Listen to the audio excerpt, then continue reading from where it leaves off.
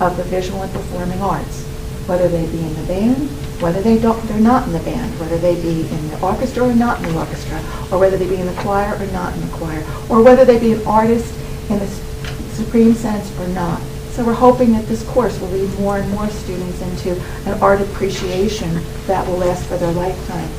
The same thing happened with music. We are adding a course called Survey of Music, which is a 2.5 credit course. It'll be added first here at Central because Mendham is having some changes in their music department, and we want those changes to go smoothly rather than adding another obligation on top of them. So the Survey of Music course, again, 2.5 credits, reaching out to more and more students who might never have taken a course in music. Let's see. Now then, the required electives, the other ones, technology, as I said, came across with some name changes. They also added a 3D rendering and animation course, semester course, to replace one of their full-year courses, which again, doubling the amount of students. The business department is having an added crunch put on them because of the personal finance course that's now required of every student. By September, half of our students will have to have had that course. We've changed the name of that course to financial literacy because that's what the state calls it. But also they came up with another course called entrepreneurship, which also fulfills the requirement, the core content standards. So students have an option of financial literacy or entrepreneurship, one having a personal bent, the other having more of a global look. So I'm very pleased and proud of what they've done. They've eliminated 2 full-year courses, business and organization 1 and 2. I can't repeat enough that this all came from our Dr. DeBattista and I bringing the concern to the staff, and the staff can have discussions. The final things in the text that we might want to look at, the eligibility requirements for athletics have changed, so that is also changed in the book. A better explanation of senior option and option 2. The students do question us and parents do question us a lot about that. And also the physical education exemption, the physical education policy changes are also listed in the book. Concerns, questions? Oh, I forgot one thing. I also want to thank all the CAB members that also went through the program of studies. I saw in your cover note that you referenced the change in NJSI AA requirements, right. And I couldn't find it when I went through there. Can you tell me what over the past 2 days, I didn't clarify that more. It's on page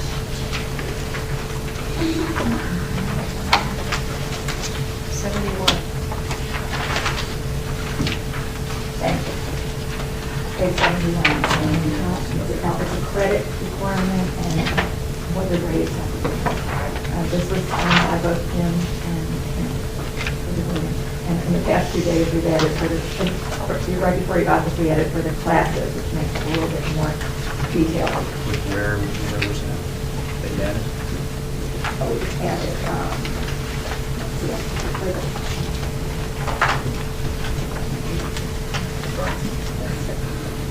right here, and then right here, this should say, this will say for the classes, this is, and then this will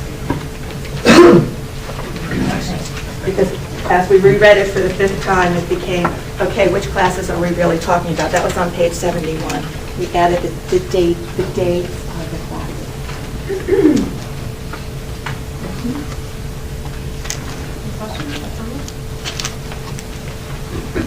Alice, thank you for your work. I really like the grid that you did for every class, what the requirements are, because they're changing so rapidly. It's hard to keep track. Okay, thank you. Thanks. I'd like to open to the public at this time. If you have any questions or comments, please state your name and town, and please limit your comments to 5 minutes or less. Any questions or comments? Yeah. I'm Leslie Muley from Long Valley, and I was here in the fall and asked some questions about the teacher's contract, and I'd just like to know, I was told that there was a fact-finding meeting that was going to be on January 6th. So I'd just like to know what the status is about that.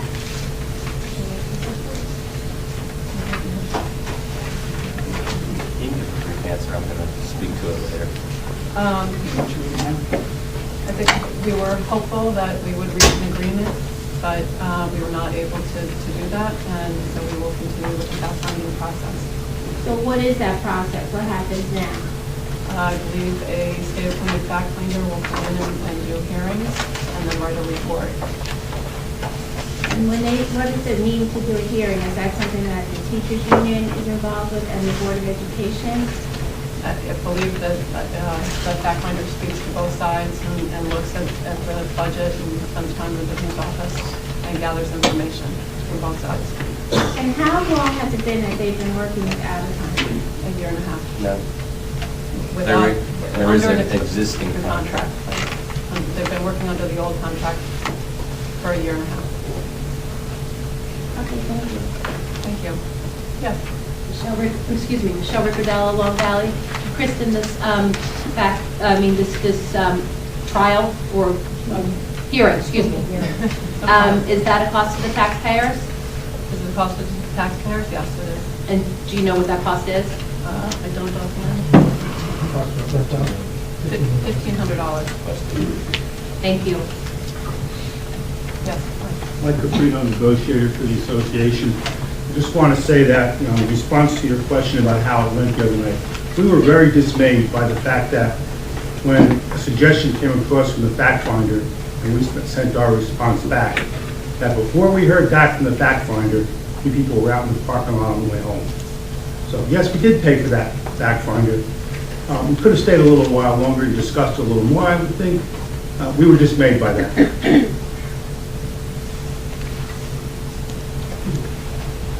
Okay. Wasn't my recollection, but thank you, Mike. Any other So you questions or got me wrong. comments from the public? Anybody else? I'll close to the public at this time. We'll have another opportunity after the consent agenda. Does anybody have anything? Before you start that, Bill, Kristen, Yes. item number 9 on the agenda under business operations, we're going to remove that from the agenda. Just so that in case you had a question about that, we're not going to vote on that, and it will not be returned. There's another avenue that we're going to utilize, because that was a request for a student activities account, and it's not necessary. Anything on any items to the consent agenda? Nope. Joe? This is option number 3.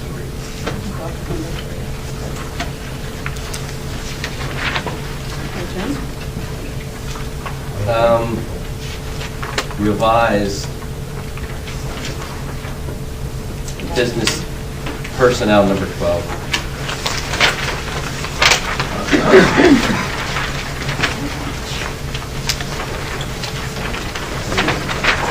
Tom? Jackie? Jackie, can I have a motion to approve the consent agenda, number 2? I will approve the consent agenda item number 2. Yes, and the motion Second? All in favor? Aye. Opposed? Any abstentions? Dave, business option number 3. Can I have a motion for that?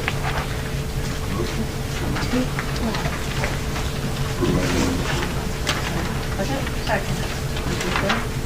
Discussion? Yes, I have reviewed the bill list and find everything to be in order. Thank you very much. Any other discussion? All in favor? Aye. Opposed? Any abstentions? Personnel number 12 on the back page of the pink sheet. Remove number 12. Second. Discussion?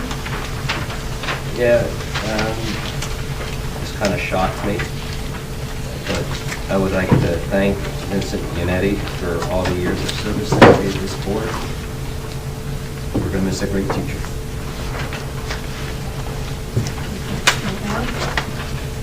All in favor? Aye. Opposed? Any abstentions? Okay. The consent agenda. Old business? Any old business? I just would like to report out on our negotiations so far to the public.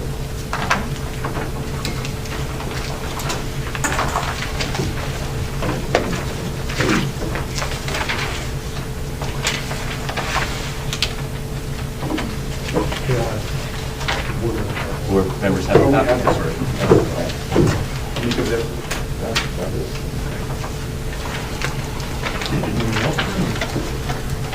No, I think people can pass them around.